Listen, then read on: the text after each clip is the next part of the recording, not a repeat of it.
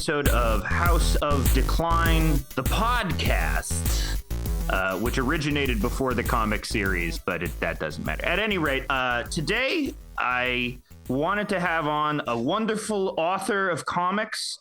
I read her book, The Pervert, recently after hearing a lot of good things. I posted about it. And when I posted about it, huge swath of people saying, yes, this book changed my freaking life. It's really good. I can't recommend it enough. I'm rarely this effusive over stuff, but this to me is you gotta read this thing. And I'm so happy to have Michelle Perez here today. How are you doing, Michelle? Oh, I'm doing just fine. Thanks for the very, very nice intro. It's weird. This is not So I was really fucked up when I was doing my podcast in the past, but yeah, it's weird being on the other side of this, outside of the original The Pervert podcast cycle. But yeah, I read a lot of the responses, and I did not expect the industry conversation half of it to go in the direction it did, but it was interesting at the very least. Oh yeah, because Beanie Tuesday made a comment about how memoir is very good, and then that became a whole discourse unto itself. How the comics medium is uniquely suited towards memoir because the Beanie phrased it in a way that people took uncharitably. I agreed with his point, but oh yeah, it's important to know. Like, I don't think we're like the first narrative that kind of has this realist tone, but I think for what we did, we were very much alone in the terms with which we set and how the story was told. That the response it got was very strong, but also had this weird mimetic quality that I don't think either of us could have expected to see initially, let alone it having this big years long afterlife of it kind of has this quality of, I knew something was fucking weird, not necessarily bad, but weird. There's tendencies as the fandom for this is, which is one, pre-transition people that then are well, here we go. Or the other one is I had this at my house. The person read it beginning to end in front of me. I experienced it firsthand once. Someone had a copy of my book, read it in front of me, started sobbing uncontrollably, was I like this book. And I was like, cool, but what do I do with beside myself afterwards? Yeah. Not that it's bad, but it's people I think oftentimes trans people can feel like it's any port in a storm, and the storm is constant. So to have a big box thing articulate a way too personal style storytelling approach, I think it's our main X factor. Everyone from cis people to trans people, first, middle, and last words they usually use are crying. It's intense. Well, yeah, because many bad things happen to Felina / Pedro in the book, but it's more than that, because I think what it conveys is this way that you exist, and there are ups and downs, but there's this sort of neutral tone. The tone of the book is very much about the tension between depersonalization and trying to find your idealized self, which is this sort of and sort of the book goes back and forth with having this almost detached anhedonic view that is inherent to Remy's melancholic dog girl characters, but also, the striving to have that sense of truer intimacy even breaking between this sort of flowy, watery watercolors world into something more concrete, into something more innate and integral to one's character. And I thought that's sort of like, well, that's everyone now, isn't it? Like everyone feels depersonalized because of the fucking everything, right? And everyone's struggling with that. I mean, and I think the quality is something that, not to peel the onion back like too much. A artist I'm not going to quite name yet, so that it's a surprise, and we have more of it. The new thing is in pre-production. I kind of have to talk to people I was going to do with a previous follow-up and like apologize profusely to them. But I mean, I can get into that later, but like, one of the things is when they were reading my outline, they were like, it's really weird how neutral this is. But like for an audience, for my work to work, it has to be in concert with the artist, and we have to also like have an idea of how someone will feel. This is different than like what people consider hack, which is writing for expectation, like what I want to evoke and have someone respond to, probably. So I think a core strength of my ability as a writer and Remy's ability as an artist is being okay with saying to the audience in so many terms, like, we're trying to like hurt you, like you specifically, like, and not towards some abusive end, but it's so that we're both on the same page as to what outcome we want. And one of the things that like I did, they're always like, don't watch the videos or reviews, like all of the negative, like right-wing asshole people that would do like weird videos in response or like decrying the book or whatever. There's a specific moment near the end that the same response was universal, left to right to maybe the critics that fell somewhere in the middle, where they all felt the same. They all were saying like, this is the worst I've felt in a long time. I felt like shit the rest of the day after reading that specific point. You and I have talked about like that a little bit outside of this, but like that's the goal. Like I don't write for like, I don't write to just in-group signal to my people. It's like I want this to be a thing people don't feel they've been cheated out of, and so that means like I have to deliver them something. And for my desires with that kind of storytelling, I can't make you assume a first person of someone like drunk lying on the floor and at a incredibly low point, or like just like the first person of having been sexually assaulted. What I can do is like that scene, make you do the heavy lifting, make you imagine what's happening, and it will be 10 times worse than anything I could ever ask Remy to draw. That's just because I love film. That's Scarface. That's the chainsaw in the bathroom. Well, I think that's another real strength. And I was talking about this with you pre-show, is the way that it's laid out is almost very storyboard like. Like to me, there's like a spectrum of how to lay out comics, which is from like comic-y, where there's a lot of bleed from one panel to another, and like the panels are indistinct, or they're like usually rendered in like geographically interesting ways, and then filmy, where it's much more storyboardy. It's got that storyboard like, well, and I absolutely gravitate towards the filmic a style of doing it, because to me that it just it makes a lot of.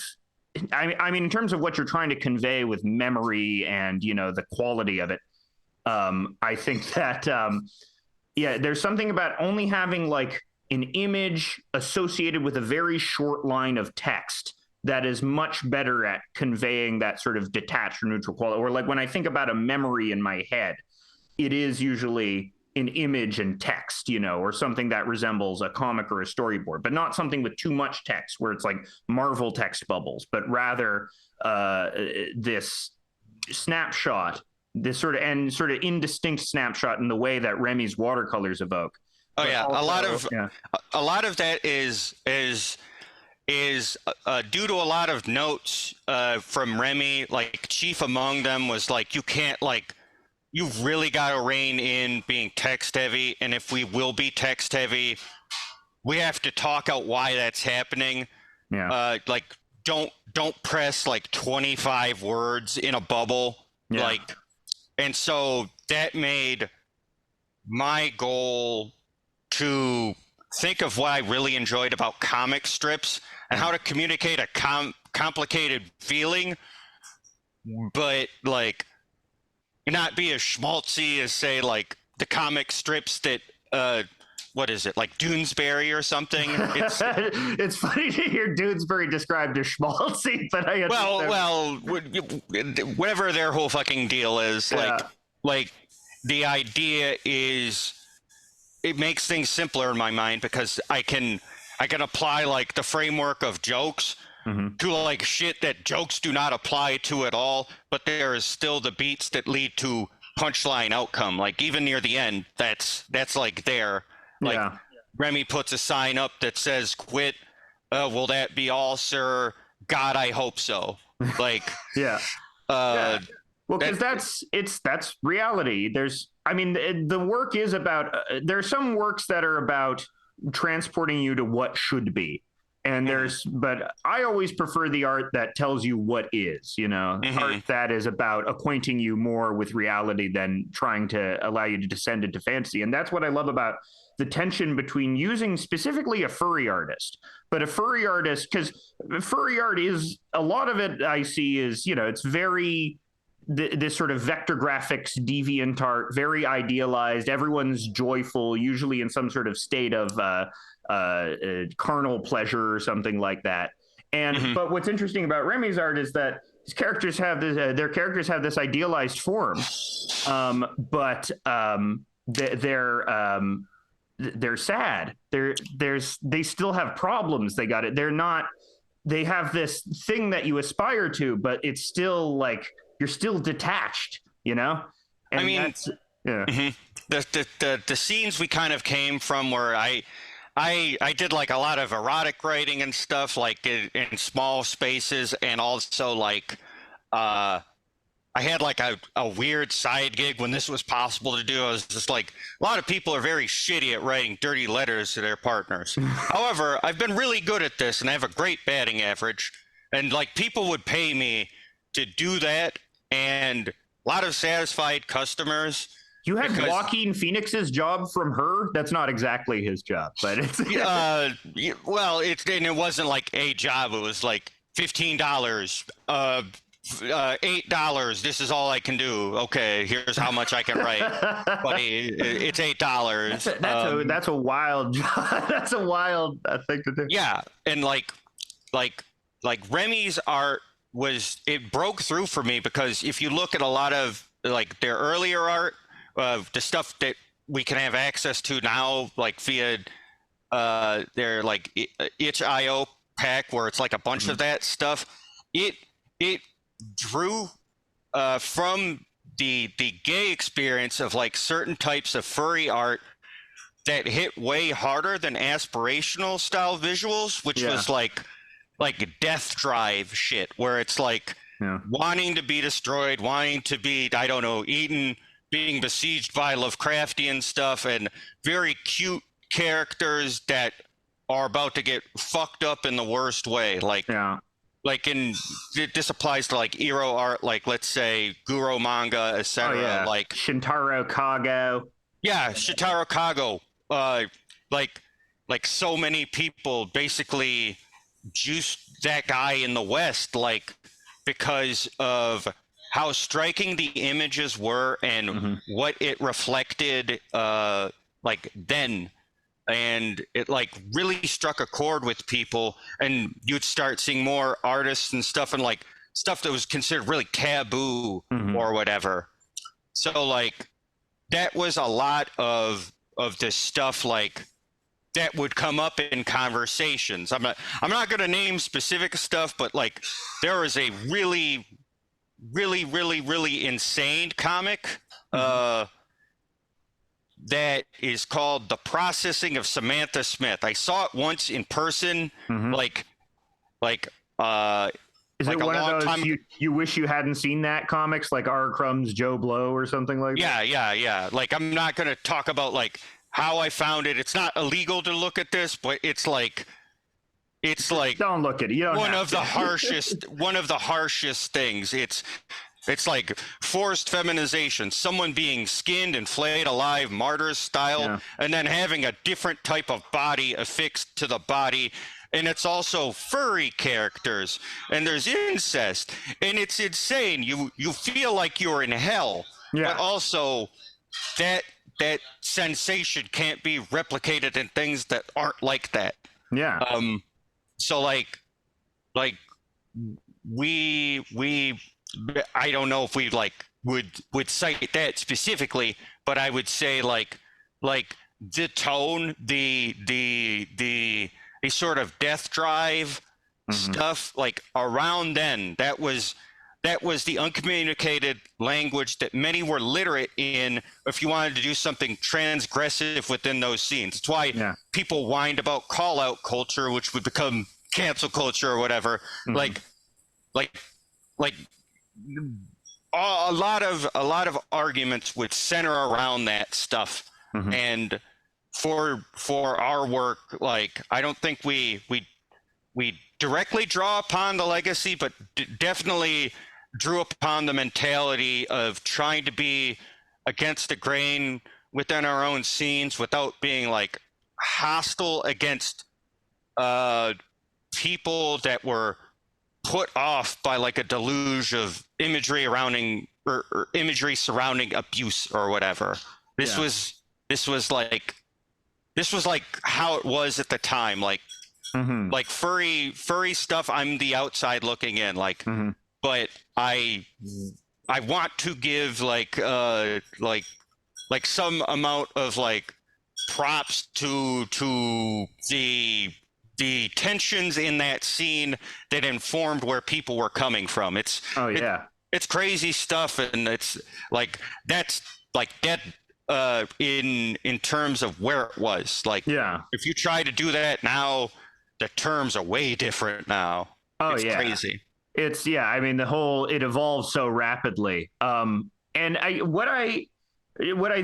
once got into a thing. I posted a furry comic. It was about furries. It's a dog. He's at a furry convention, and it's a dog underneath. And he says, "I can't keep living this lie." And then I made some sort of for some reason Blue Sky. I don't know what's going on with Blue Sky, but it's all furries there. I guess early technology adopters, not hounded by weirdos on Twitter or whatever. So, it's crazy. But so like, and then I did some sort of statement, because sometimes I like to do commentary in comics, and I always found Personas interesting because it's like this really concrete way of giving yourself like pause from existential nightmarishness.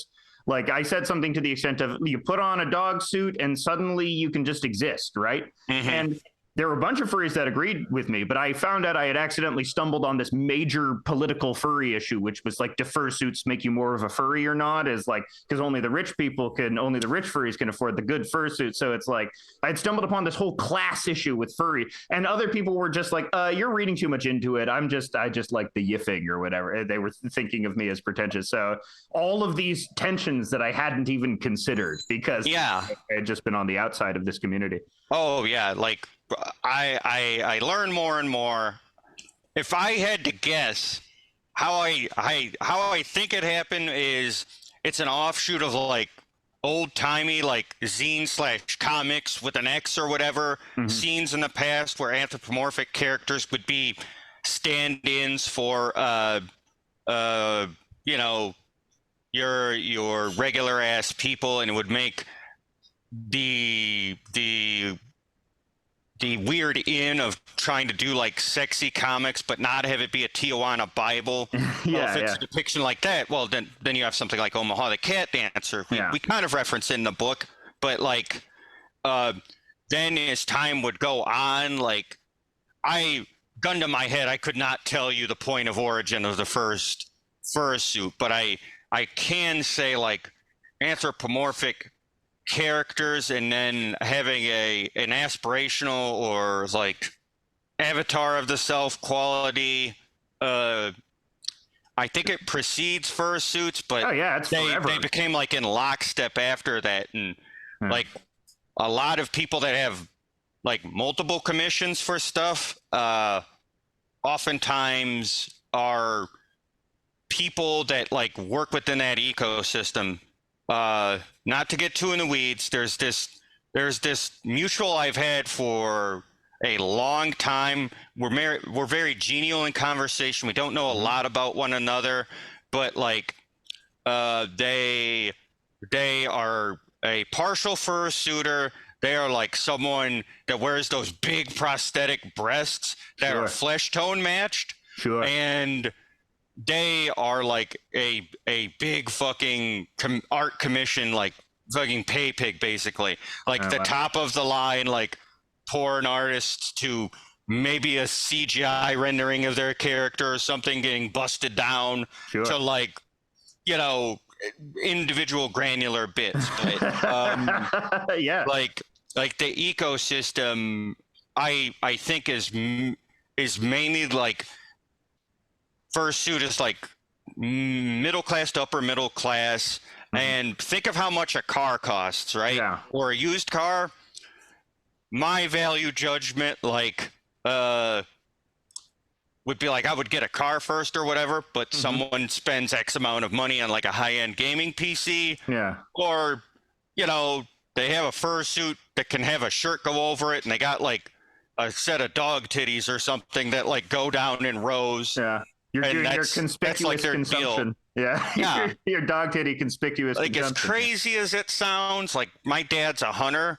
Yeah. I easily think he spent fursuit level money on bow and arrow and guns and ammunition and tree stands and your hunting blinds. Well, and he's skinning them, so he's doing it the old-fashioned way. He's fursuiting the old-fashioned way. Oh God. Yeah. Well, sorry. Actually, Tracy, Omaha the Cat Dancer, right? Because I'm not Captain Furry artist, but I've read a bunch of Omaha the Cat Dancer because it's for the same reason it appealed to me.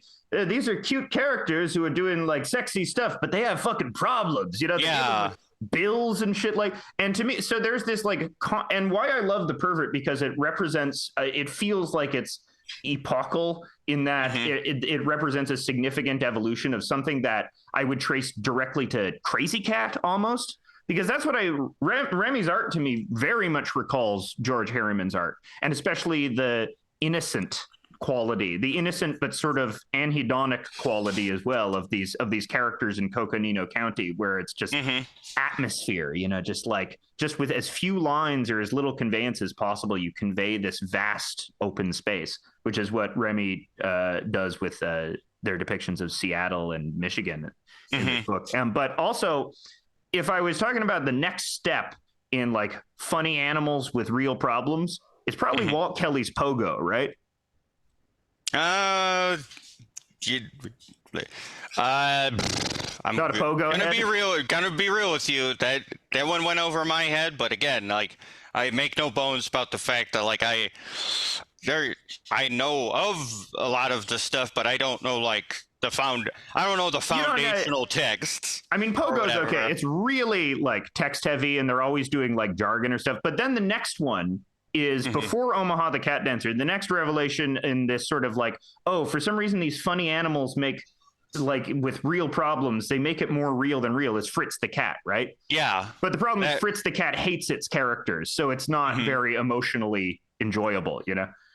I think like that kind of draws off of like wanting to use X amount of analogs or whatever as a stand-in for, in like, we had the benefit of, I do not want to say colorblind or race blind or whatever, but in specific named terms, like, we left stuff open-ended versus like Fritz the Cat, where it's like, it's pretty fucking clear who the crows are supposed to be in Fritz the Cat. Jesus Christ, man. It was the style at the time. Yeah. Whew. Oh my God. But yeah, I mean, it's also filled with the standard like Arkrum. I mean, I love Arkrum, but he got a lot of anger in him. He's not just that. He evolved over the years, but it has that distinct like, I fuck the world, I hate the world, that really. But Omaha the Cat Dancer, it loves its characters and wants its characters to live a good life. I mean, that is sort of like the tension in the book there is like, I feel like sometimes lots of queer people deal with the world sort of not being made for them in a different ways. But I find that one way you sort of do it is by believing that, you know, you have so much love in you. And you feel excluded, and you feel other people's sense of exclusion, and you desperately don't want other people to feel this way.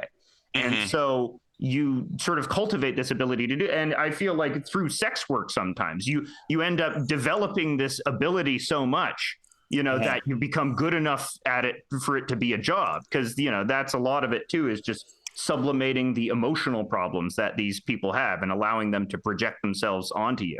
You know, is there any truth to that? I think for me, through survival sex work, my relationship to it was different.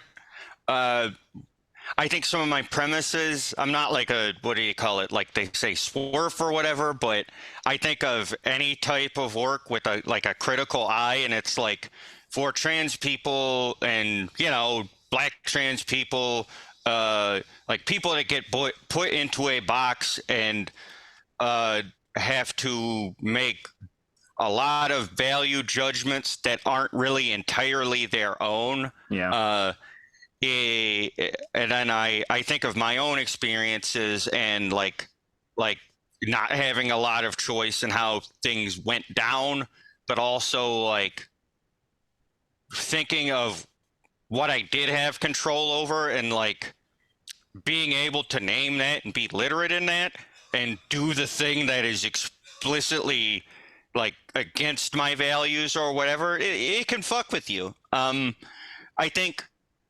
for a lot of people, a lot of the fans were also like kind of people in that boat, and like the thing, the character Weed Trap is a stand-in for a specific unnamed person, but so she's a cam girl, is a trans cam girl, and her relationship to stuff is different than what I was doing, full service sex work, which is flesh and blood, intimate interaction.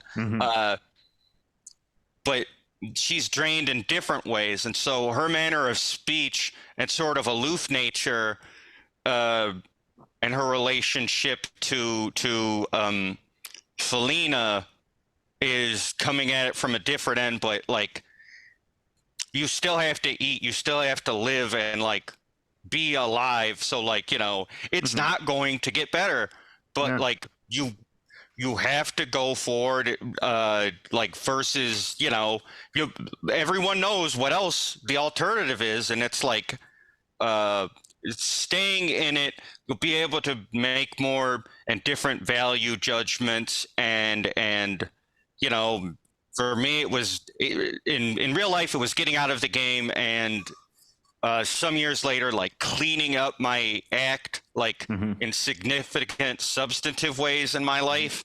And for like others, it can be like, I don't know, gradually working down to like safer things. And like our kind of worldview was that we're like, you know, on the side of people that don't have a choice. And like communicating that without pretending people are made of glass and patronizing them. Yeah, because I think that's one of the reasons why people latch on to this book so much, is because there's a lot of, for lack of a better term, hug boxy media out there that feels like you're sort of being condescended to, where and I think this book, because the other thing too is that sometimes with memoirs or autobio where a bunch of fucked up stuff happens, victimhood is the wrong word, but you get a sense like there is this sort of, I don't know, self-aggrandizing quality to it, where it's like, I think avoiding that, like this book so deftly avoids that, which is why it's so universally relatable as well. And the other thing that I think makes it universally relatable, like even if you've never done sex work or never even been close to it, it's just about living under the thumb of class. You know, it's just about navigating class. And I mean, that's the other revelation. In Fritz the Cat, they're all fucking poor, but it's the 70s in New York, so they can all afford dirt cheap apartments. So, and in Omaha the Cat Dancer, they're always fucking complaining about bills to pay. They've always got money. And that's the fundamental driver of everything in The Pervert is money. That's like at the root cause of everything is just the need to simply exist as a person in this terrible capitalist system. Yeah, a lot of the reviews I'd read oftentimes centered on it being viewed as a romance. I think you can get in a bad place if you like specifically name what it is to you. But what I would say is, to someone, I would like ask questions like, what were the things you saw Selena and Pedro like early on prior to transition, and even during transition, like why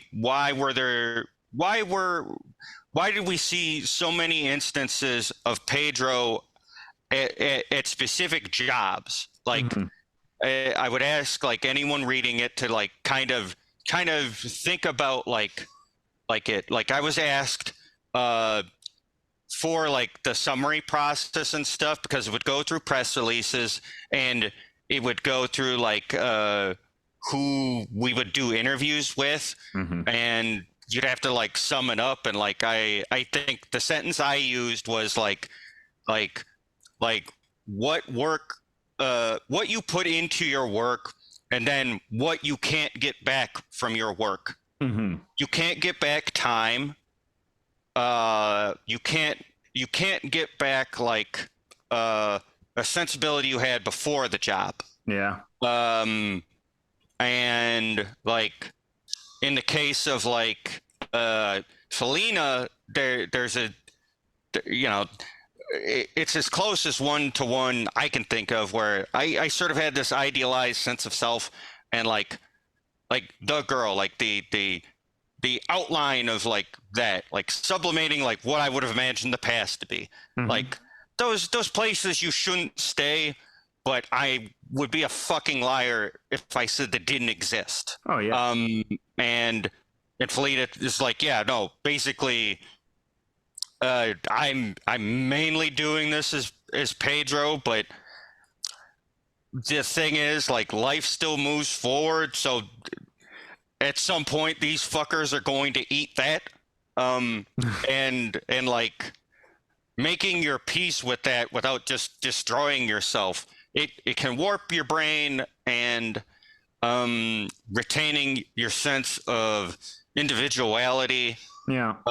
It can get very skewed. You can become very cynical. You can shut yourself off from people, or in my case, I could be like very conflict oriented with people, but like a greater understanding, Satori or whatever as they call it, like is sort of resolving the problem of that. That's not like a real thing. That is the idealized self. And like that, to me, like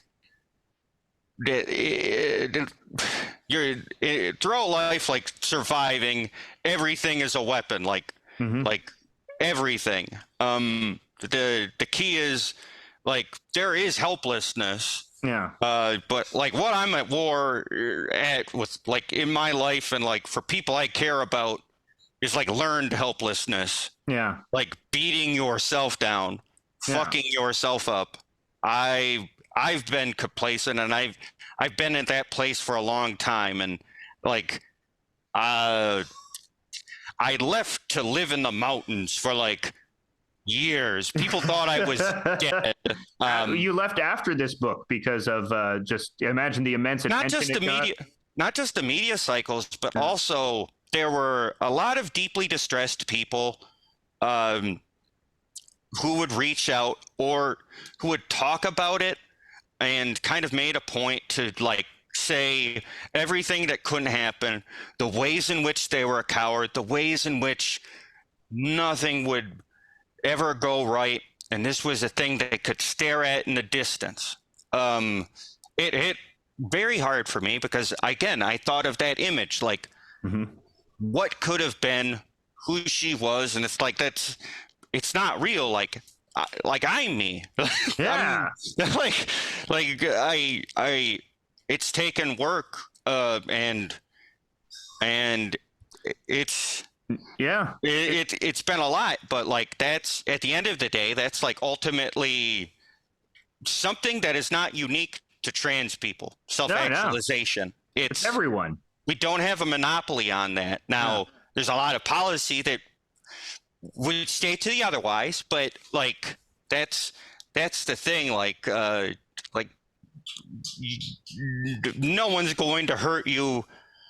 Well, I guess with the exception of weapons, like as badly as you can hurt you. Yeah. So it's like it took a lot out of me, but I'm kind of far away from it enough now to be able to like legibly see what it is and isn't, and like I can't control that, but I hopefully through the work and through like meaningful boundaries, I can have an individual effect on people in my life, and hopefully they pass that on to other people, and hopefully best case scenario, like someone sees the book and they're like, okay, the only one on my team is me, so like we have to take care of the team. Yeah. Well, I mean, that's sort of hopeful is maybe a strong word for it is hopeful because obviously you're still alive and you're thriving and you're here. And, but that's the thing about Felina. She fights. She fights all throughout the book. She gets down, but, she doesn't give up. And, that's sort of what's inspired. And it's not in this triumphant way. It's just that you gotta keep going. Cause what's the alternative? Fucking non-existence? Nah, fuck that. Yeah. There's at least a goal, even though things don't go as right as you want them to, they happen and they're part of your life and they form the tapestry of who you become eventually. And who you come to terms with you being. Yeah. There's always this like thing of like, what if, especially with like older trans people or whatever, like I think, like people are always really down, but then you see all of these people that have lived to old age. My favorite thing I've learned about recently after having worked in elder care is there's this place in Baltimore where it's just an old folks home. I don't know if they have a memory care wing, but it's basically like assisted living, and it's for like trans people in their 70s, their 80s, and like the prevailing wisdom is that doesn't happen. But like right now, there's like more trans people than there have ever sort of been in history, and like that's the thing. Like it's about just keeping at it as anyone else would, and really orienting your life around your bonds and what keeps you going, and as anyone else would. I think people can kind of get in their own heads because of all of the negative things that are happening out in the world, and that's obviously awful, but like it will continue. Like the people that like live to old age, I wouldn't valorize it. Like I've known, I think I've had like a lot of people I've lost, and like lost someone recently, and it's this was not a helpless person, but I mean, the circumstance and how bad things were going, it was out of their control. Like I don't condemn it. I don't even get angry about it. I become profoundly sad. Yeah. Thinking about all that, all the things that could have been, but like it makes me think and really think about the relationships I have in my life, and they're not all going to be perfect. There will be fallouts, there will be conflicts, but ultimately, like I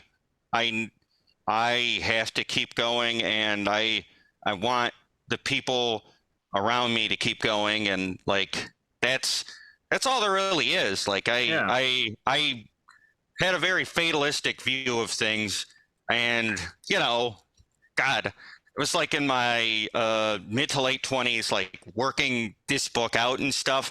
I'm 35 now.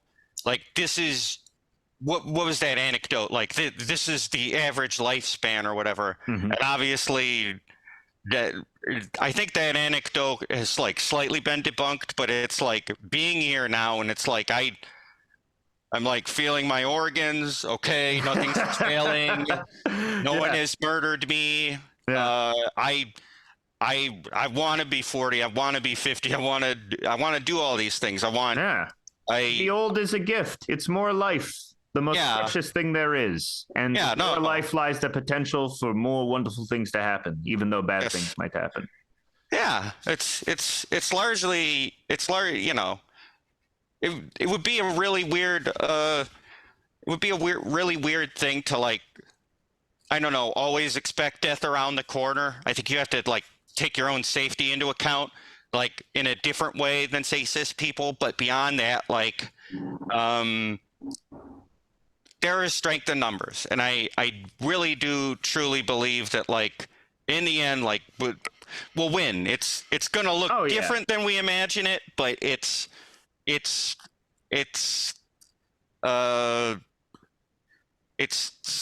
cynical to imagine people take everything lying down. I used to think that would be the case. I do believe, like, Americans are oftentimes good Germans, but fucking at the same time, I've met and loved and known a lot of people that, like, operated against their own self-interest and safety, like, in the service of a better tomorrow, and like people that aren't here anymore. And like that keeps me going. It's nuts, but like that's all you have. Recently we got a very stark example with that fella setting himself on fire for Palestine, Woo, holy shit. Yeah. I didn't weigh there were a whole bunch of discourse, but I'm not going to use the word hero, but honor. Yeah, I'll use the word. Oh, honor. Yeah, no, it is cliche. It seems like it ticks all the boxes for heroic. Yeah. Oh man. I mean, hero is such a loaded word, but I will use honor because that to me is what it represents. And if I were to say that this is my most conservative coded opinion, which is like there's a crisis of honor in society. People are not as honorable as they used to be. There is not but I just see this fundamental lack of word, this fundamental lack of living up to your word. It's like like that Destiny fella, or like, or just this lack of obsession with being consistent or having any sort of moral backbone, thinking that is actually a weakness, which is also sort of the heart of liberalism as well, to just conform to any shape, Yeah, there's an interview. I think Louis Theroux is interviewing Chelsea Manning, and there's like three characters: him, her, the phenomena we know as autism, and like she sort of despairs, or at the very least is sort of kind of detached and has a nonplussed sort of tone where she's done all of this. People put all of these like hero worship things into her and tell her how principled she is and what she means to them, and you know, she refers to what she's done as like sort of an anomaly. Like her view was like maybe she was naive or something, but she thought like more people would move forward, more principled actions would happen, and they didn't. And the other thing is like the people that were originally in her corner or like worked in service of that project, I think is the uncommunicated thing. She would come out swinging against Glenn Greenwald at some point, who is like the contact in the intercept where like all of that shit went down. And basically all of those people are like IDW guys or like Peter Thiel bankroll guys now. So like when she says she's like alone in action, I think where she comes from it on that front is like having been through that door, but also it's like from the worldview of someone that experienced that stuff. Like I wouldn't tell her she was wrong for how she felt or whatever. I don't know her. I mean, like in the royal sense, but like I think it can look different, and it doesn't necessarily look like doing it on that scale, or in this case like another former or like another service member, like a currently serving service member, Aaron Bushman. I didn't say his name. I should say Aaron Bushman. He kind of like the biggest counter messaging with that was that that liberal safetyism argument, which again argues against putting yourself in peril for some sort of greater good, not living to see the future you'd want to live in. So like he did put up, and like the mimetic quality grew far beyond him, and the thing is he was more savvy in this than people thought, because they're repeating his messaging to conclusion, like on CNN, while trying to refute the action. It speaks to him collating and recording things the way he did, and like his OPSEC decisions, and like he knew how it worked and decided to do that anyway. Obviously it's very sad he passed, but like that's you know, anyone that's like saying, one of the bravest things you can do. Like well, I mean, it just also shows that your side has far more conviction than the other side. You have honor. The other side doesn't. You have something that they can't buy or bomb their way into, because when you have the true power, you can be a lying, cheating, fucking weasel. You can be like a rapist, like all the IDF soldiers are. You can't be a lingerie and, you know, fucking strap it to the tanks and stuff. Like they're pigs and shit. They do Fortnite dances while blowing up city blocks. Like all that shit isn't necessarily evacuated. Like he's fucking dabbing or whatever, and there could be people in those buildings. It's several city blocks. And childish, cackling, bullyish fucking Nazis. And on the other side, you have a fucking adult who sets himself on fire. It's like the more centered. I mean, but I mean the actions like reflect the times that person is in that point in time.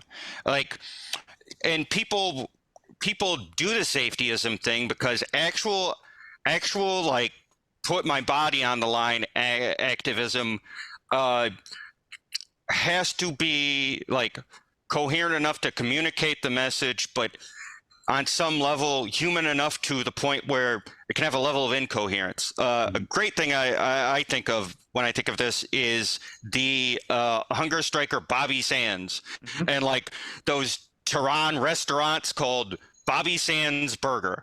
Yeah. Now this man died of not eating, and you know, like it runs contrary to like a lot of safetyism premises and a lot of weird identity-based like argumentation, where it's like you know, there's a right way and a wrong way, and I think this often happens with Black communities, Irish communities that stand in solidarity with Palestine, because it's like, well, you don't live there, and you know, you're trying to apply your issues of like Black issues in America and the IRA like troubles and all of that onward, and Thatcherism to a country with different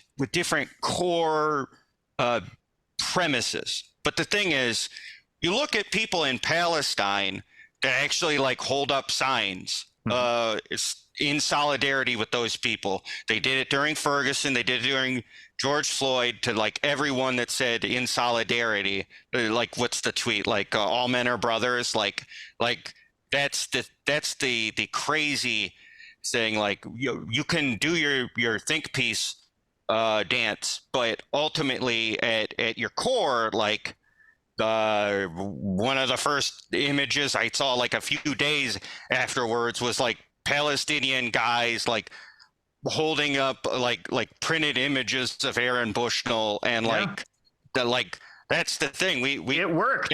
It worked. Like, it totally worked. What are you talking? That's why I hate these assholes. Oh, he died in vain. No, he didn't. This was a big shot in the eye. Like if you have to read no Arab news or go to no Arab sources in order to believe that this was a failure in any way. Yeah, no. The thing is, like, and he was literate enough in American media to like understand how Hasbro works and like make these people make these safetyist premises, and they have to square the circle of like saying that about him, but also like that's 25,000 of a fucking kid shot in the head, or you know, bombed into like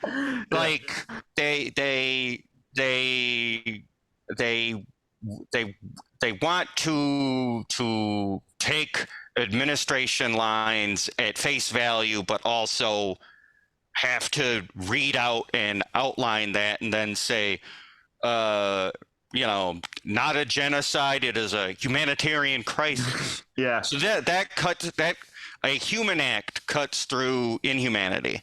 Yeah. And it's crazy. Yeah. I mean, nothing more human than that. Wow. Jesus Christ. Yeah.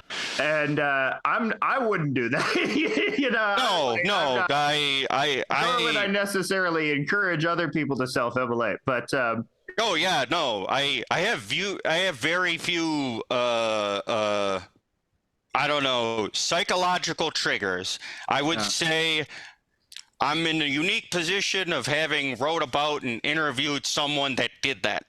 Oh wow. Yeah. I don't want to get too much into it because it doesn't feel great. But a focus of my first like article is Michelle Perez was a since passed person named Chloe Segal. Yeah. She was like a target of a doxing campaign that precedes, you know, the era of organized doxing for a certain political aim, and we all know what that is. We all know what that looks like. Yeah. She had become homeless, and honestly, she was the friend of the person that committed suicide recently, Ronnie, and like she was committed to a mental institution, was homeless after that first day of homelessness, made a statement about, you know, what had happened, and beat for beat did that, set herself on fire, like gone.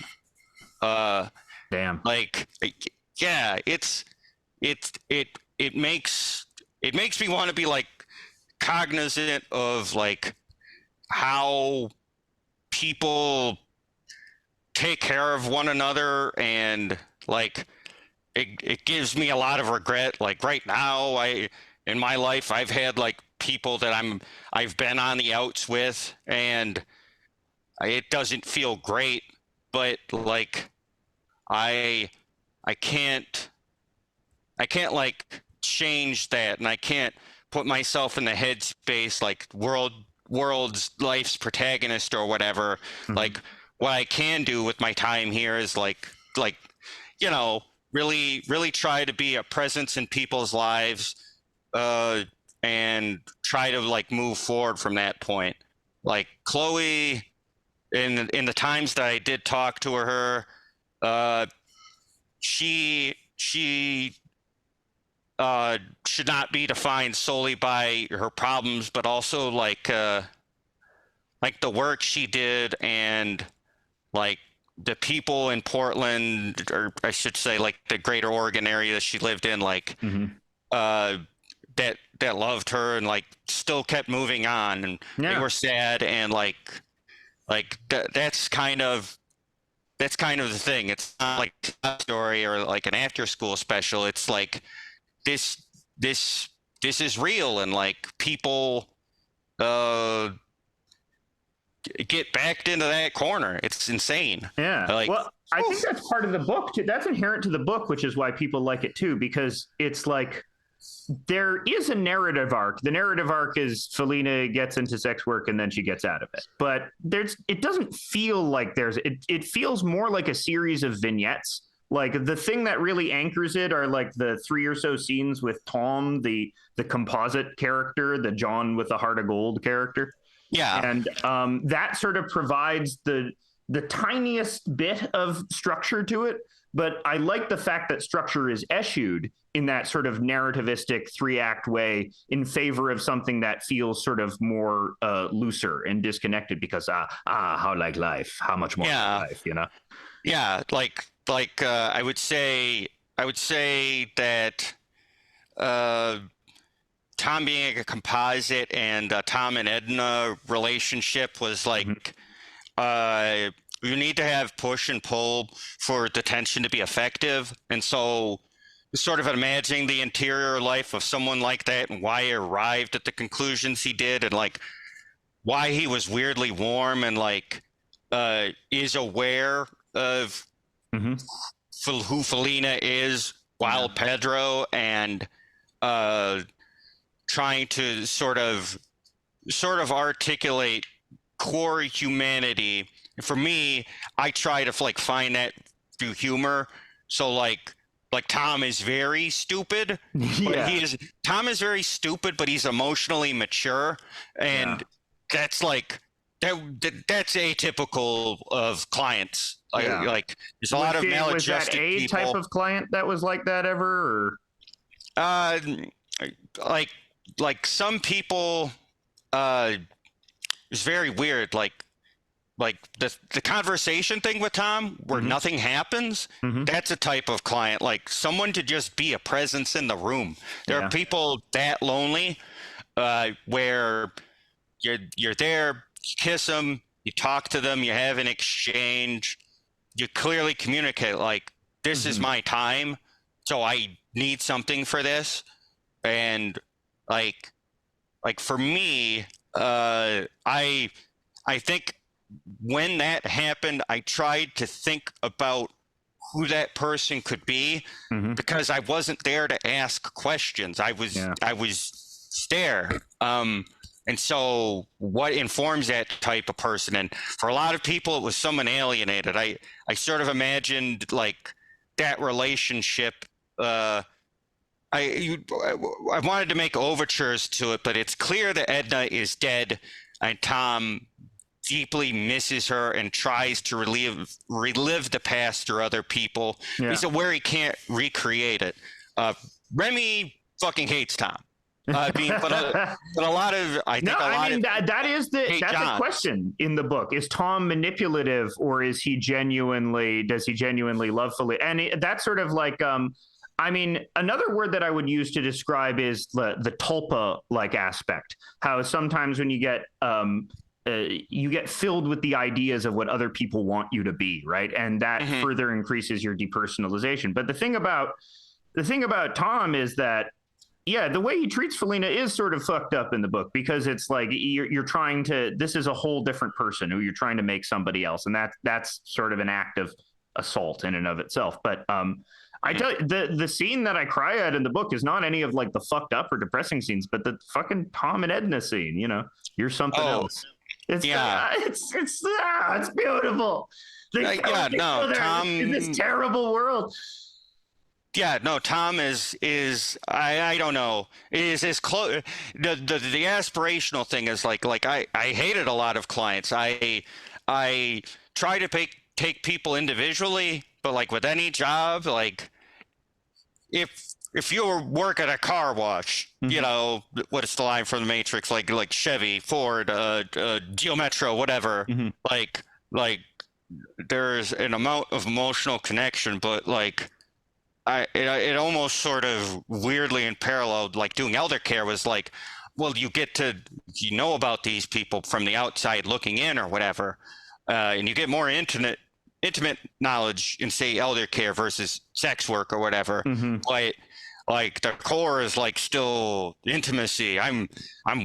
It's a blood, piss, and shit job. This person is going to hug me. You'll feel genuine like love and affection, and I've got to be ready for that to fuck me up. I have to wipe the shit out of their asshole. I have to help them use the restroom and maintain dignity. Whereas that job, I would have to speculate, and I would have to kind of look at where I'm at, like kind of look for the exits. I have to think of someone in two completely different ways. I have to think of what I need to do there. Yeah, and you're never afraid if the elderly person is going to kill you or not. It's just... Yeah. Well, I know I'm going to get hurt. There are people with like the actual death grip or whatever, that's intense. But I never thought like I was going to die, but like broken bones, etc. But like like Tom was trying to resolve like through people, like the thing at the end, spoiler alert here, like the offer or whatever, like you are stubborn, you don't have to love me, yeah, that's a fucked up thing to say. well no, the thing is maybe he doesn't understand how it sounds to someone else, but it's very hard to imagine Tom's conversations with people that aren't Felina as a reader. So, like, he seems old school. Like, it's him and his wife. Like my point of reference, I sometimes think of this is like Tom, in a weird way. It could be like bordering on an Oedipal thing, like Tom sort of being like a sort of father stand-in or whatever. Like this not familiar in the terms of familial, but like someone you can look at and move forward with. Like the actual guy wasn't necessarily like that, but like affectionate, but like Tom is a few people. Tom's like, I want to say 3 people, but the thing is like there's a thing where I've seen like that sort of thing like actually play out to its conclusion. And like hell for me is like ownership. Hell is you go here. It's why I don't do that sort of thing. I think if I ever if I got a wild hair up my ass to do sex work, like it would be like a not full service thing. It would be like a video thing, and even then, it's like that whole scene is fucking crazy right now. Yeah. I mean, the thing about the Tom character is like there's that sort of what it seems apparent is has that sort of masked instinct of like the thing that I really like it is when people feel safe with me, and we gets that with Edna because it's like, oh yeah, I'm a trans woman in the 70s, I really want to feel fucking safe, you know. Yeah, and they're sort of made for each other in that way, but in a way that doesn't translate to his relationships later because Felina has more agency, or you know, she doesn't have that desperate, because you know, even in the way that Edna is depicted in the flashbacks, there is this sense of being very scared, whereas Felina is less scared. She's more liable to live openly.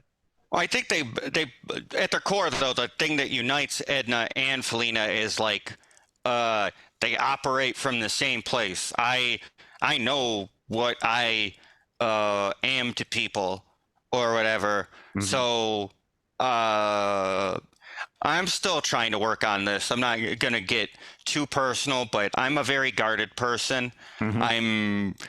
I initially was like much more open, but it was just to like fuck with my emotional wiring and my ability to communicate with people. It's like bordering on exhibitionist, but it's not sustainable. And I would become very guarded, and like now it's more a matter of not trying to be who people expect me to be in my personal life. And I think moving forward, it's like who I will be in my professional life. Like I know people think of me as like a brusque person and like a abrasive person, but I don't think that. I think you say what's on your mind, and I think I like that. I know, but I don't want to be put in a box. I want to like have the work speak for itself, and ultimately, like, I don't think I have to dial back how I talk about things, but I know doing things the way I have in the past, I make no apologies for a lot of the core places I come from, but I'm older and wiser now to the point where I don't have to dig in to do that. I don't have to go apocalyptic. Like my life like imploded at some point. Like, and it was small, but it was with like people I'd known for like 10 years, 15 years. And then, like, you know, there had been a death before and then a death after. And it's like, you have to have the presence of mind to not have a friend come to you and have a come to Jesus moment. You have to, like, work that out for yourself. So, like, I think anything I do, like, if it depicts a character, like the new thing, it's either going to be a dual narrative, a composite narrative, but a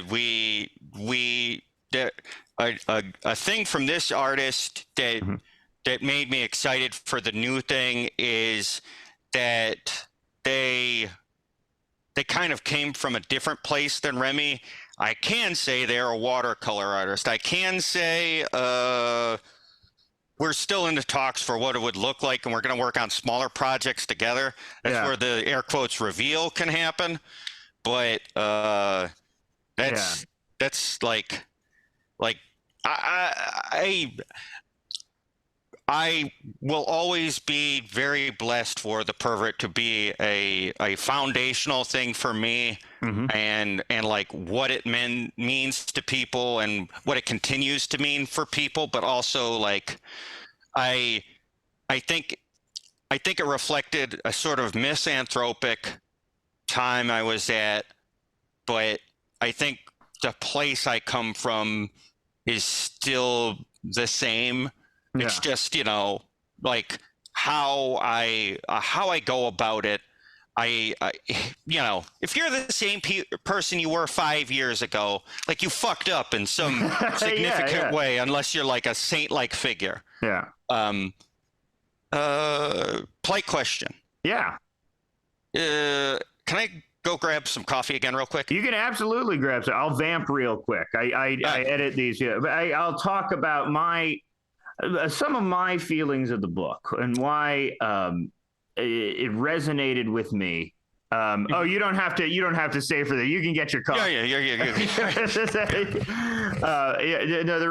The reason why I come back to this book, or why I think it is as I say, an epochal work that should be seen in extremely high regard and put within the comics canon next to. Oh, I guess the other funny animal. It's not a funny animal thing, but the other animal. I said it was a funny animal thing, but the other animal book that has a direct precedent to this, of course, is also Mouse, right? Where it depicts something different, but it uses these sort of. I guess the difference between Mouse too is that the Nazis are depicted as cats. They are depicted as these inherently antagonistic figures, whereas the antagonists in the Pervert are. They're not. They're a little more neutrally rendered. Okay, so I will pull back the thing. I feel like I won't be putting Remy in a bad place here, but I would say if there is a tell for like people we both universally hated, they would be a human. Like. Anytime there's a sort of ambush or something where there is a conflict, then we it's not necessarily divided into good guys and bad guys, but it's like it is a stark marker for like I want to say for me it's like the normative body in its relationship to you, and then it feels like the animal people are like the characters that really are in conversation with one another, that the audience can focus on and define as like principal people in this world. Yeah, I think the other reason why I was giving praise, and I was saying it's epochal as well, because it's also just such a great distillation of time and place of like all of this Tumblr stuff that happened. And the thing with Tumblr are pretty widely varying quality of stuff that was on Tumblr, but even like the really bad stuff is on there. Like this book forms this like syncretic combination of all of it to really give that sense of time and place, which is why I think it's like this really good document of just how people were living in the 2000s, or the 2010s, I guess, is when the time place this takes place in. Yeah, it's definitely reflects like what we saw that we enjoyed, but not just that, like the things we wanted to see and what we wanted like people to be in conversation with. If we wanted to say, okay, we don't have to be like snooty, but like God, wouldn't it be great if you could like take it serious on its face, but also without infantilizing the audience, have enough like emotional core to it where like someone can joke about like the worst shit like on earth happening, or come through the other side and like have a sense of humor about it, like fighting inch by inch in a way that it makes sense. Like, is how people actually react to stuff versus heightened beats for storytelling. Don't get me wrong, they're there. Oh, yeah. But for me, it's like the stuff I engaged with. I mean, not there's this conversation Remy and I had, like so much of the apocryphal of this book is like lost to time, and it would be the DMs between me and Remy that are different than the email exchanges we've had and the email exchanges we had with Image, where Remy and I would like talk stuff through, like decisions we wanted to make on the book. Many of them were born from Remy's frustration with me and my scripting process. It was like I love poring over Christopher McQuarrie scripts and like fucking Simpsons episode scripts. Yeah. And like Remy was frustrated by how artists never seem to get top billing, and so we worked out like how that would go for the book, which is why it's by Remy Boydell, directed by Michelle Perez. I think if you wanted to have like a jokey, like if we have this conversation 5 or 10 years from now, it could easily be seen as a bleak oblique reference. God, say that 3 times. To My Life as directed by Nicholas Winding Refn. like that's like how intense that specific point in time was for both of us making this thing, like in our interpersonal lives, and like how the world was, and like this whole like story that could sort of never really. I'm working on figuring out the ins and outs of it, but it feels like there's a whole insane backstory to how this was created that, like, on paper it sounds like really, really insane and bleak. I can speak for my part in it, which was I was shit-faced like the whole time. I'm reliving the worst moments of my life. Like, it was originally a Vice pitch. Yeah. And this was like when Lauren Monger's work and Christ. Oh God, does like Megahex. Oh Christ, the name's escaping me. Simon Hanselman, thank you. Yeah. Who appears in this book quite free. Meg, Mog, and Owl. Owl's in there, yeah. Owl's in the Pervert. Mm-hmm. And like the scene we were aiming for, it got denied. Brandon Graham like basically we mentioned AVB and Jay Bearhat working on a comics blog called I forget the name of it. Apologies to both of them, but it's all right. Brandon Graham had been in like a Twitter brouhaha with someone about like transness and like maybe hiring someone to do an essay, and like I guess for him I can't assume some sort of level of psychic connection, but if I had to guess, like, okay, put up or shut up, and like let's put something like that in, and it's like that was us in Island, the anthology that precedes the original graphic novel. Like the sweetheart deal Brandon got for a bunch of people that were in Island was like a volume for like completed stuff. And if you have like something that can round out a thing, like technically all the books that spun out of Island were collections. And it's also why everything is in vignette format, and we continued vignette format after Island like was canceled, and we got this thing done sliding in after its cancellation. No fucking way on earth that would ever happen again. We were at the right place at the worst time, and nothing but negative reception. Like it really? was a no. Let me rephrase. A series of right-wing cycles that one was born from me being a loutish drunkard or loutish, like very angry, more confrontational than I am now type of person, because like the people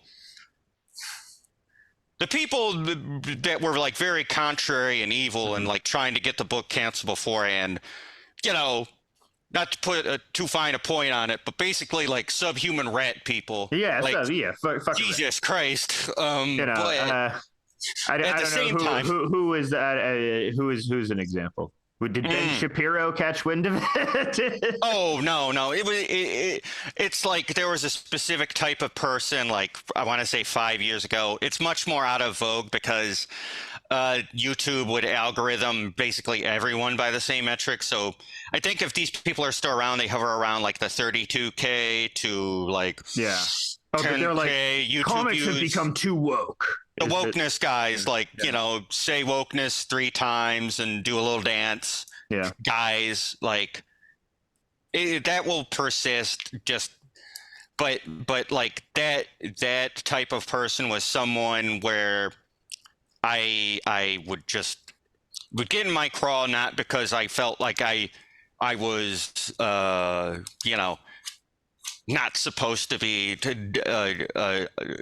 treated so poorly by these lesser mortals. It was more like just bigoted stuff and stuff that I think most, I don't know, air quotes, normal people would be kind of off put by, but like,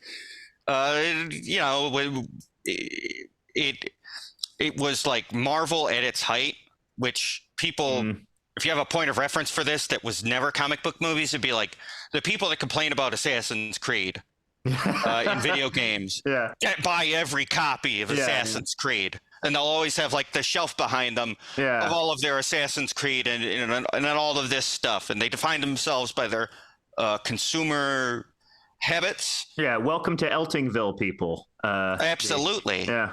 And like, the biggest name person was sort of the weirdest driver of sales. Yeah. Kurt Eichenwald. David Brothers asked me to do a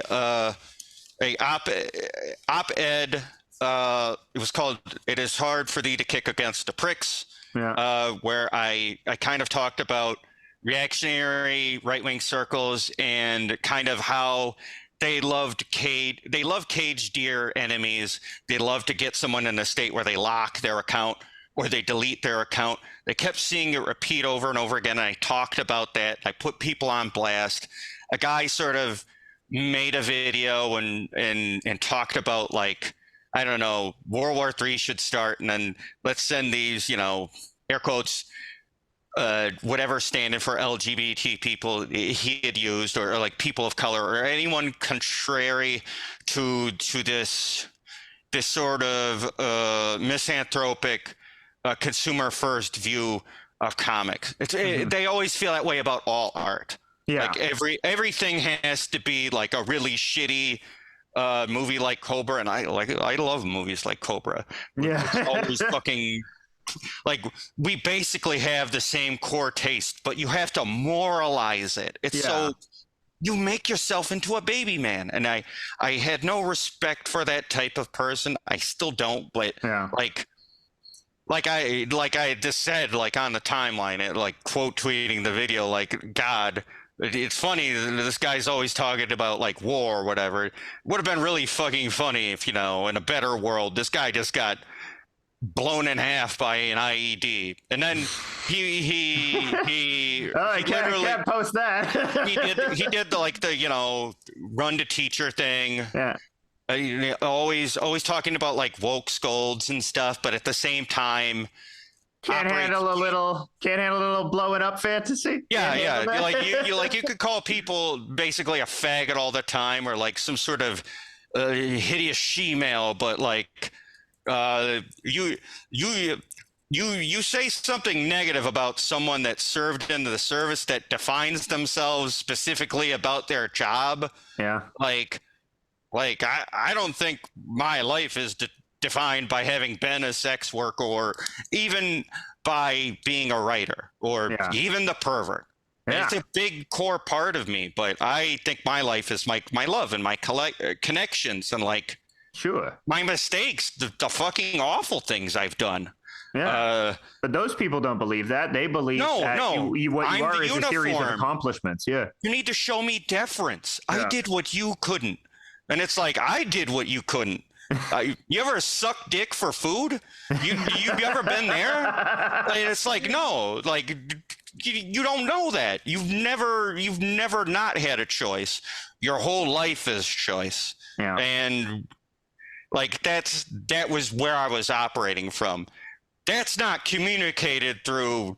It would have been funny if you died. Yeah. And then I went on because the deference thing kept happening. Kurt Eichenwald put that out there, and then it was like the worst person on Twitter today. Mm-hmm. It's got to be Rubble Woman or Michelle Perez. I don't care where you fall in the political spectrum. And then, you know, fucking baby. Oh my God. It's like really weird. Like Felix Biederman was like quote tweeting it.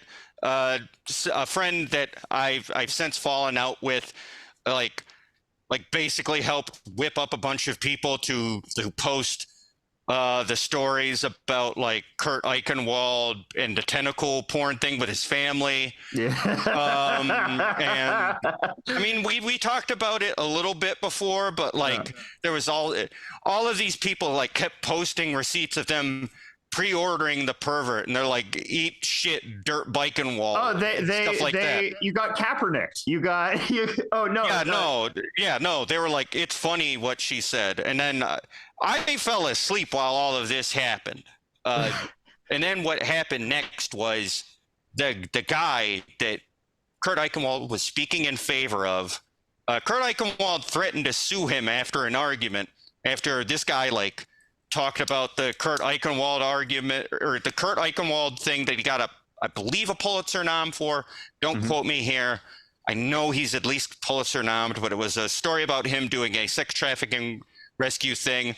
But during that process, like Kurt Eichenwald, on some technical level, had bought child sexual abuse material. All right, in order to investigate, you know. In order to investigate. Like Pete Townsend. Just like Pete. I brought this up, like talking about that. Like, you guys sure you want to put all your eggs in this basket? Yeah. And a lot of those people were thrown for a loop. And then those two, like, ships fucking crashed into one another.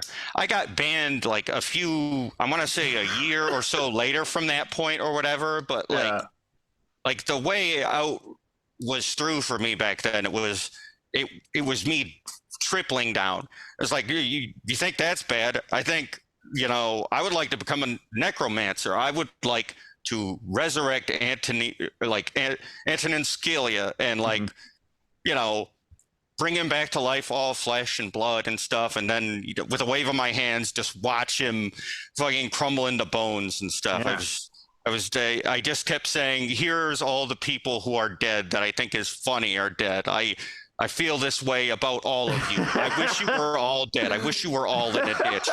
It got worse. It was like, you know, millions of cops dead in a fucking trench. Well, I get so many fucking assholes on Twitter who I just want to say terrible things to. And the amount of emotional energy it requires me to not take, you fucking die, you living ball of syphilitic pus. Yeah. The amount of like, it's that tweet by the old double doink tweet. It was like, eventually someone in your replies will start talking like Sephiroth. But the problem is I want to talk like Sephiroth constantly. Like and the fact that I am limited in my capability, because eventually you realize, okay, diminishing returns. I'm not getting anything out of this, but a horrible adrenaline shot. Yeah. People, my initial premises for thinking about that were like, you love caged deer. I'm a sicko. I've been to a place none of you have.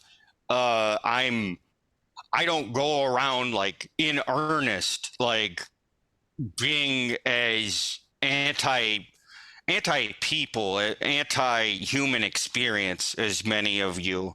But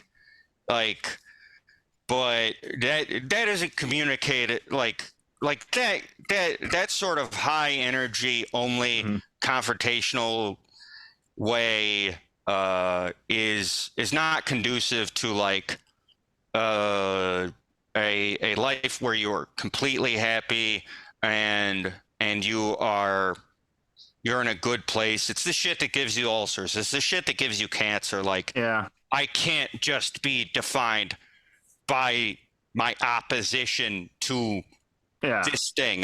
My life has to be realized, and so my life has to be like the defining thing that makes me happy. That can be a part of my life, but like it can't wholly be my life. I'm not setting myself on fire. Like better people than me, but I have to pick and choose what I commit my time to, and like now it's cultivating a community, working on art more, uplifting people, and like being a substantive like person in my scenes. Like I've encountered so many wonderful trans people that uplift one another, and it like pressed buttons in me I didn't think could be pressed.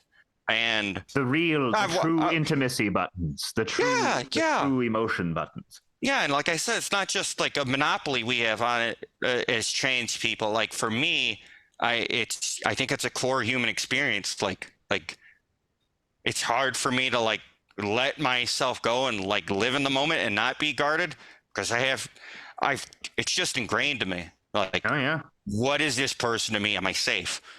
But that's no way to live. Like, I do have to be safe, but if it's only looking over my shoulder, then what the fuck am I doing? Yeah, like, that's how Republicans think. That's right? That's how intense. You can't. That constant paranoia is just, even if there is encroaching danger, living as if it's around you constantly is just going to give you that hot back of the neck feeling, that constant disturbed adrenaline shot. So it's like you got to find some way to manage it.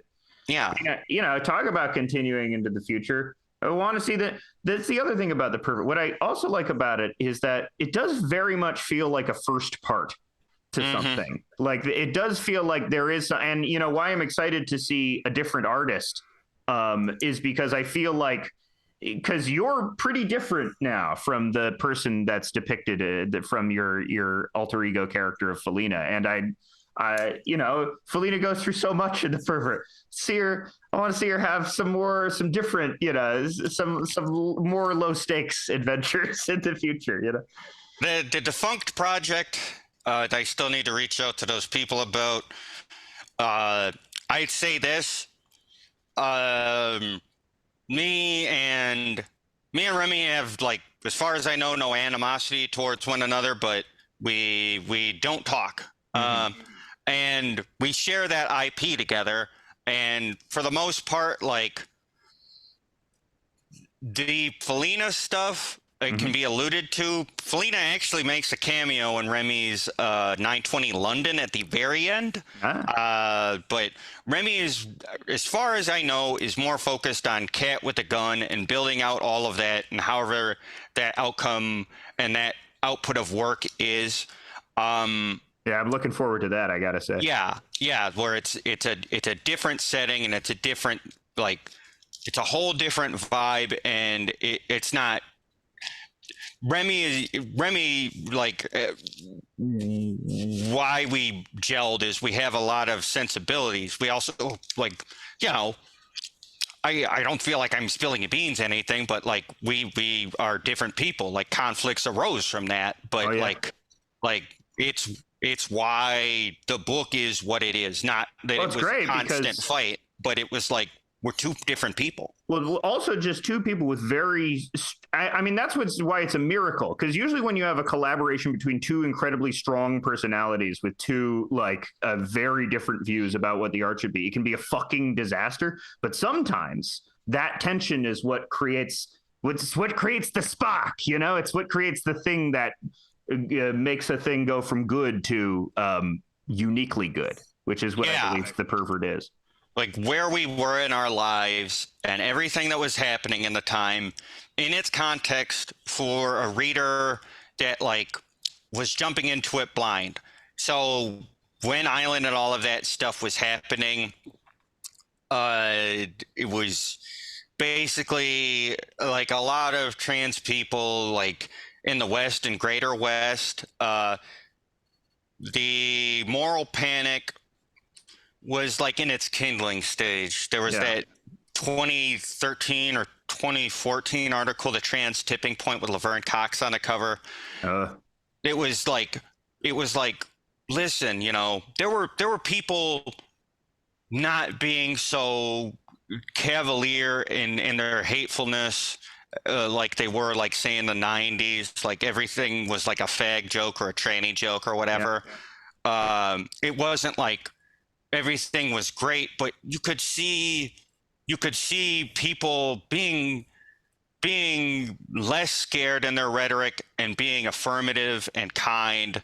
And then around that time, there was a lot of cultural reaction, and you had the MAGA movement, you had Trump, and like Trump won, and like we were coming out and doing all of this stuff, and like people have very spirited and angry responses, and weirdly enough, around that same time in Tumblr, prior to the Christopher Rufo Manhattan Institute conveyor belt, a thing of safetyism had taken hold in like Tumblr communities, with call out posts and stuff. Right. Yeah. And so to really punctuate one, and this is not to condemn people's premises, but there was a tension between old heads in the trans community and younger people who were fiery and maybe weren't as brusque as I was, but were asserting themselves and like, this is who we are. And there was like a disconnect, because a lot of those older people were like the advocates and people that like, in many cases, like laid down their lives and stuff. But like there were trans people that were like, I don't want to be solely defined by like tranny as a slur or whatever. And I don't have the lens you have. I'm a transgender woman or whatever. Or I'm a woman. Transgender is the normative body's word for my political struggle being named in the world. People who grew up with more political freedom, you know, using that to define their identities to a more specific degree. Yes, and there, it's a subculture. Like when it comes to articulating stuff online and like certain types of posting, and people got cult of personality, and what this would become is people saying, well, okay, this person did this or that sexual assault. And those instances were real. There were old head posters that had like done this stuff, and it was like, God, this is on us. This reflects our community. But we were young. Like we didn't have the presence of mind to say this is endemic to people. And if you look at the ratios of how many trans people there are in the world relative to cis people, I'm not saying it excuses it, but it fuels the moral panic now. The exception is the rule. And so you'd have trans, gay, like gender non-conforming people. They would start calling people that like always formed these cults of personality and would seek out the more impressionable people, and they called them groomers. Oh, no, don't do that. That's your. Well, but the thing is, do something for 5 years. Like, be in a workplace for 5 years. These patterns and these idiosyncrasies you have, you're known as that person, right? So the presence of mind for a lot of people was like trying to figure out talking this out without papering over it. And with a group of people, it's wrangling cats. Consensus, how that's formed. It's how we would put each other in boxes. We'd say you're genderqueer. You had all these soft sensibilities, and you would never hurt a fly, and you should never be hurt, and you can't hurt people if you follow these rules. Living life, if you're only so alienated that like your attachment to these issues is solely through that lens, like you can become a very alienated person. But the thing is, the whole time all of that's happening, they have the same internet you and I have. The Manhattan Institute has maybe 7+ years of observing you in a fucking petri dish, and your sexual hang-ups, your idiosyncrasies, and your in-group signaling. Now, like, I think earlier before we were recording, you and I were talking about my like job in a call center. Yeah. And I was talking a little bit about pattern recognition to you. Yeah. When it came to problems within trans community or gay or gender non-conforming groups of people, and the top word you heard all the time in those communities was groomer. What the fuck do you think people are going to use when they look for negative documented instances of your group to prove the exception is the rule? They will not just use your in-group signaling and your words against you. They will send someone that looks like you, who shares your identity against you. This is what we think of as like the heterodox sphere. Like that's like we were at the molten point where all of that is being formed before where we are now. Like it can be very, I've seen younger readers talk about it. I have a private lock Twitter that I do not share with people, and I'm a human. I'm vain. I wrote a book because I wanted people to read it. I wanted. Sure, yeah. Artist, I deserve to be acknowledged. I am the one who has better ideas than most of the population. I don't get mad at them, like for younger readers, but I understand where they're operating from. They're like, this is just like people sucking and fucking and being sad and crying. Yeah, and it's like, well, it may look like that, but this was like me at a low point, seeing everything I saw in the world, where I saw things moving, and in terms of Remy, like I can't speak towards their premises like in the first person, but like Remy was interested in like how we communicate the past. Like in many ways, you see it in the images evoked, like in figures and in similar figures, like the characters, they look like very familiar cartoon characters, we'll say. But that reflected like where they were at in their art prior to this, and what attracted me to the collaboration.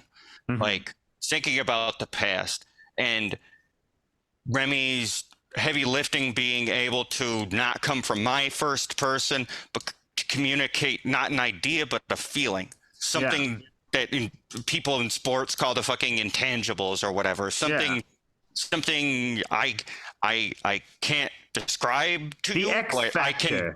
Yeah, the emotional, the timbral quality in music. It's what you call the timbre of an instrument. Yeah, the tone, like the tone. Was the idiosyncratic quality of Remy's art. The tone has to be like at the front end of it. And so like I wanted to communicate to someone because they will be looking at it in different points in time. That's where we were all at. And obviously, am I happy about how everything is right now? Give a firm no, but also I've seen many principled people, like, do things.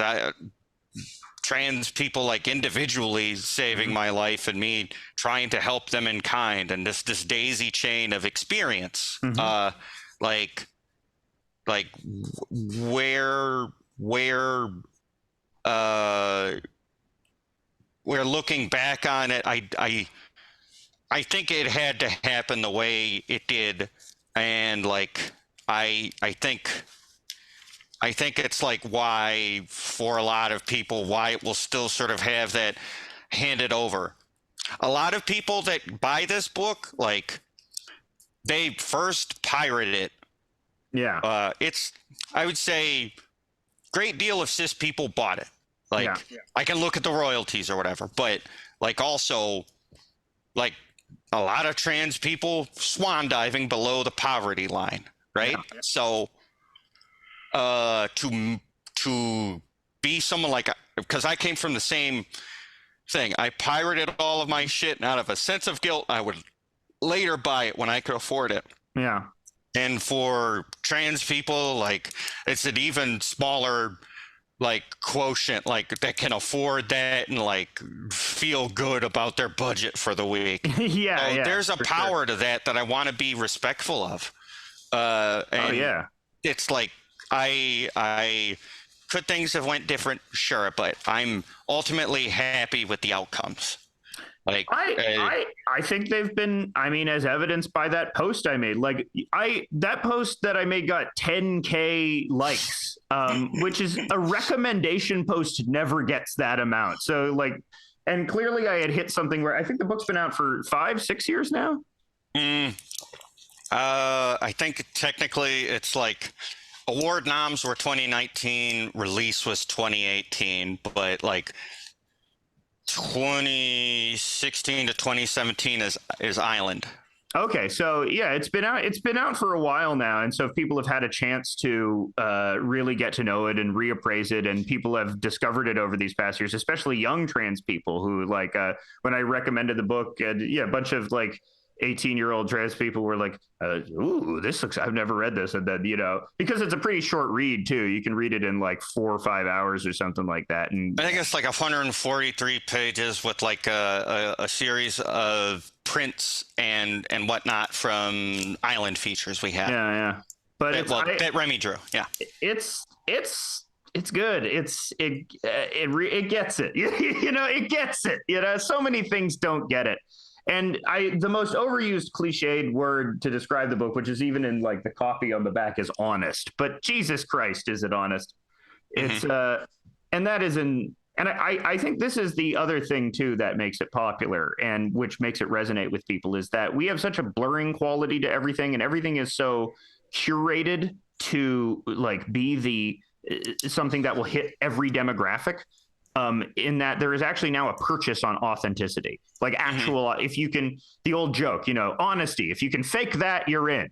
But really it's like, what if you don't fake it? What if you actually just go ahead and try and do the work of, because art is always dishonest, right? It's an illusion, it's a glamour. So the imperfect way that you have to get to it is how do you convey something real through something that's inherently fantastical. And I think you've done one of the best jobs anyone has ever done with The Pervert, which is why everyone should pick it up if you can afford it. If you can't, Remy's okay with pirating. Go for it.